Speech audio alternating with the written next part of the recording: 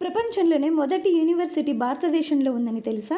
1500 సంవత్సరాల క్రితమే నలంద యూనివర్సిటీ ప్రపంచంలోని తొలి గొప్ప విశ్వవిద్యాలయాల్లో ఒకటి. ఇక్కడ చదవటానికి చైనా, కొరియా, టిబెట్ నుంచి కూడా విద్యార్థులు వచ్చేవారట.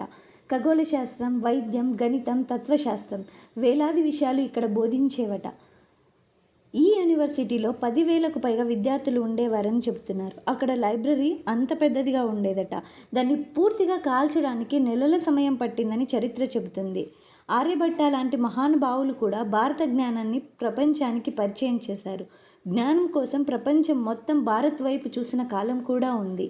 ప్రపంచంలోనే తొలి శాస్త్ర చికిత్సా పద్ధతులను సుశ్రుత భారతదేశంలోనే అభివృద్ధి చేశాడు.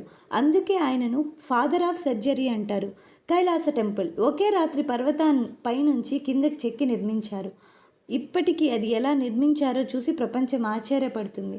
భారతదేశం ఒకప్పుడు సొన్కి చిడియా అని పిలువబడేది. ఎందుకంటే ప్రపంచం వాణిజ్య వ్యాపారాల్లో భారీ భాగం భారత్ నుంచి జరిగేదట.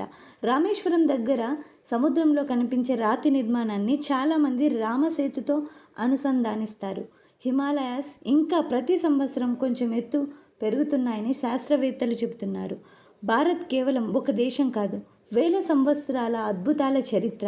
మీరేమంటారు?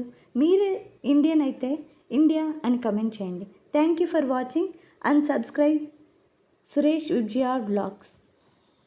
లైక్ చేసి షేర్ చేయండి.